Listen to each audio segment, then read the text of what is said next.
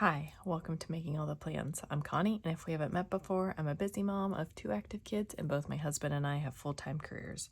My goal is to share with you how I stay on top of all life throws at me in one planner so that you might be able to do the same. I have a bit of a mess on my desk right now. I have been working on some die cuts that I stamped and then die cut with my Big Shot, and then I just used colored pencils to color most of them in. I'm not sure if I'll use the squirrels or not, so I did not color those in. And then I have, I guess, a couple other things that I haven't colored in. But we will see what we need, and I will color more in if I need to. But I think I've been coloring now for about an hour, so I probably should stop. But this is from Lawn Fawn. It's the Cheery Christmas and Die, and I'm betting that they don't make this anymore just because it is a few years old, but I love this set, and I've made lots of Christmas cards with it. So I did use this. I used my Memento Tuxedo Black ink and some just Crayola colored pencils. And then I did grab the paper that I had used for a weekly layout, my December pages, and I'm just going to get started by decorating my December monthly. Let me get this cleared off a little bit and we'll get started. So I love my planner, but I am not a huge fan of the fact that there are flowers in the corners, and in this month, there are like a cranberry color dot and words. I think the cranberry will be fine, but I do want to cover up the flowers because it doesn't really go with my die cuts. So I did pull this back out, and I'm thinking that I will just cover up the corners or a strip or something along those lines so that I can cover those up. So instead of bringing you guys along for my paper ripping fun, I decided to go ahead and skip that part of me putting the paper in the corners. I think I messed around with it for like 15 or 20 minutes. I really enjoy just spending time on my planner, but that doesn't necessarily mean that you guys want to watch me rip paper for 20 minutes. So I did go ahead and skip over me doing the corners, and I am just going to finish up this last little bit between the December and the 2022. I just felt like there was too much white space up there, and I know that I want to use my die cuts to do some little scenes throughout the month, and I knew that I didn't want them up quite that high. So I did want to cover up some more of that white space up there, so that is why I am filling it with the ripped paper. But I do like to balance things out as much as possible. And my plan is to incorporate a little bit more of that paper throughout the spread as I go. So that's why I did not put any more along the bottom. I'm figuring at this point that I could put some maybe below a scene or something like that.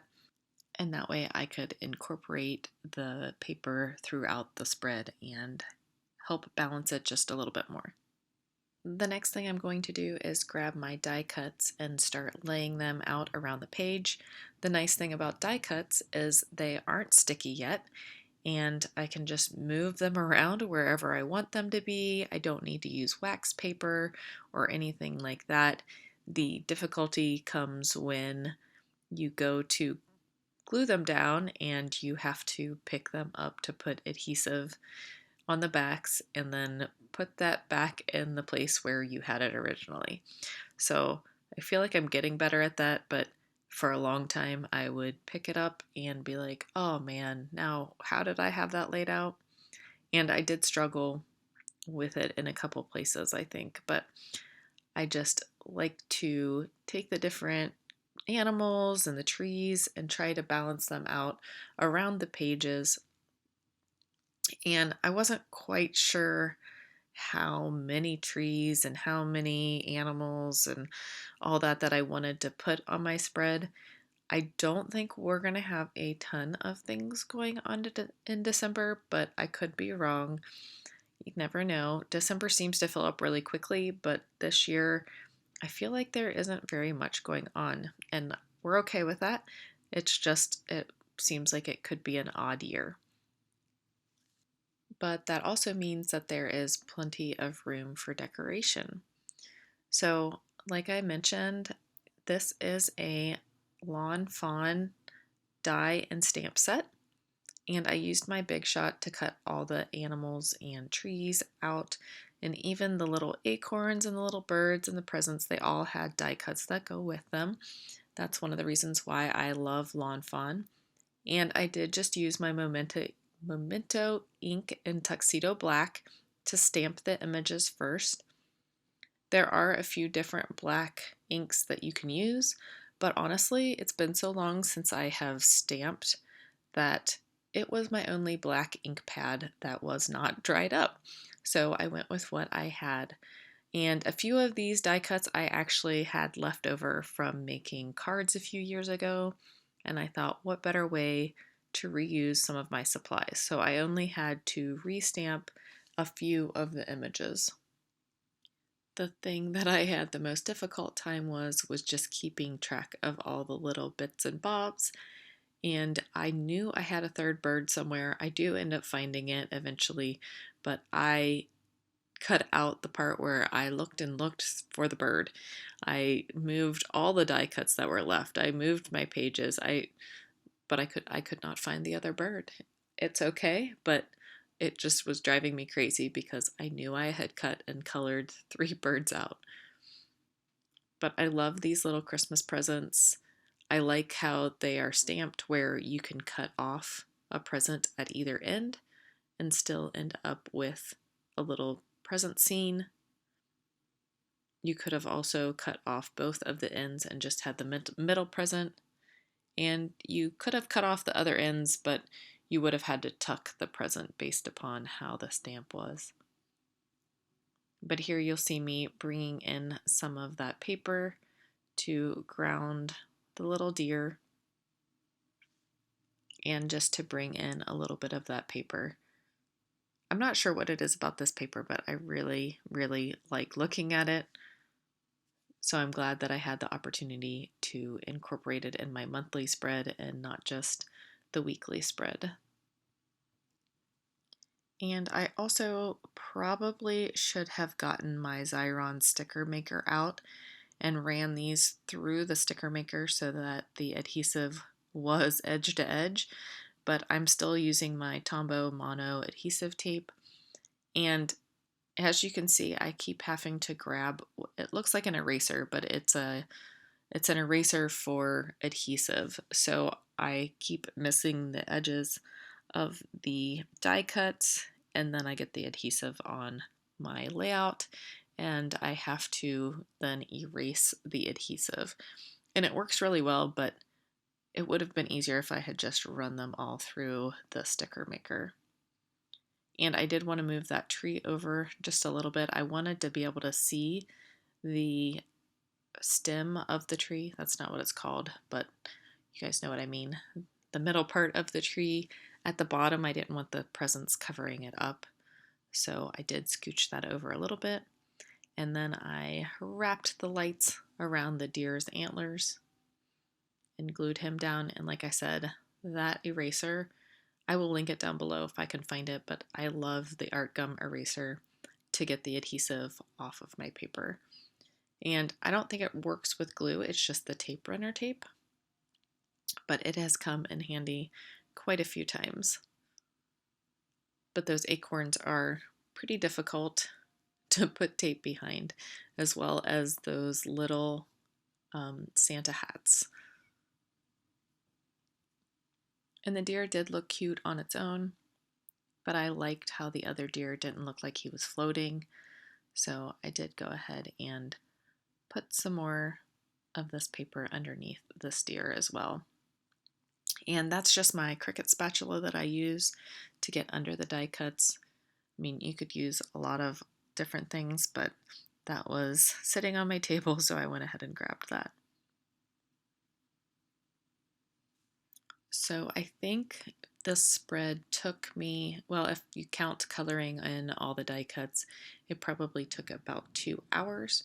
But if I don't count coloring in the die cuts, it took about an hour for me to rip the paper, get the die cuts where I liked them. Oh, and here you'll see that I got a little smart and put the little ladder that had holes down the middle on another piece of paper before I put the tape on it. So that would have been helpful to do as I went along. But yes, it took about an hour for me to get everything laid out where I liked it, taped down, and all the extra adhesive erased. But I do think that it's super cute. And honestly, it was nice to just sit down and color for a while. If that's not something you're into, of course, you could use stickers or pre-cut dies, really whatever you're into. And I'm working a little backwards this month. I normally try to put some of my functional things down before I get all my decorative items down. But this month I just was really wanting to use these die cuts, so I went a little out of order. And look, I found the third bird. So the birds have their arm out like they're holding something, so I felt like they needed to have something in their hands. It probably would have been fine not to, but I did like that they were holding something.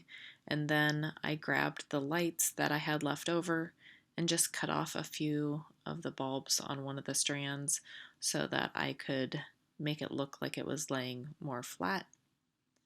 Again, these die cuts, Lawn Fawn die cuts in general, are very, you can use them for a lot of things. So that's why I like to invest in their sets. But you can use them in a lot of different ways and trim things off if you don't like them, color them in. And I like that most of their sets have dies that go along with them, so I don't have to fussy cut.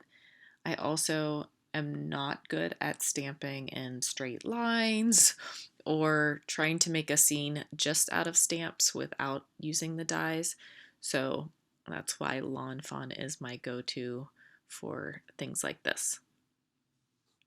And I like that I can use supplies that I already have in my stash, and I don't have to run out and buy a whole new set of Christmas stickers for a layout.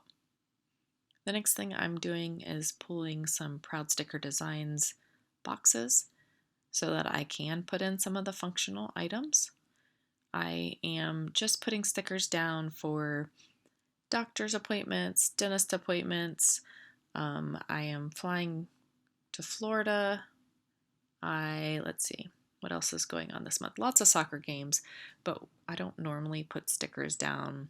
They're just indoor games. They're all very close, so I don't put stickers down for that. I will put some stickers down for my son's exams, as well as the last or the first day of the holiday. I also have to work one weekend, so I did go ahead and put a sticker down for that as well. And like I said, I am sure that things will pop up that I will have to add. And sometimes I add a sticker and sometimes I just go ahead and write it in. I have not been very good about using my monthly planner for tracking progress towards my goals. I've just been trying to get things done and not worrying about the tracking part. So I am guessing that I won't be tracking my goals on this spread as well. The one place that I will put some goal tracking is on the sidebar. And in just a second, you'll see that I'll pull some stickers, and I usually track my weight, my YouTube follow or subscribers, and my Instagram followers. And I just like to, I'm a numbers person, so I do like to keep track of that, and I write that on the sidebar. So I will just, after I straighten out these stickers, and honestly, the stickers were fine the first two places I put them. I do like them straight, so that drives me crazy. But if I would just look in the camera and see how it looked instead of looking at it close up or sitting back for a second and looking at it. Most of the time, the first time I place things, it's fine, but I just don't see it because I'm just so close to it. But yeah, just a side note. So I put the 3 boxes in for the stats that I want to track, and then I'm just grabbing a long box and a small green box, partially because I wanted to bring a little bit of color over there. And I will write something like this month's goals or tracking for this month or something along those lines.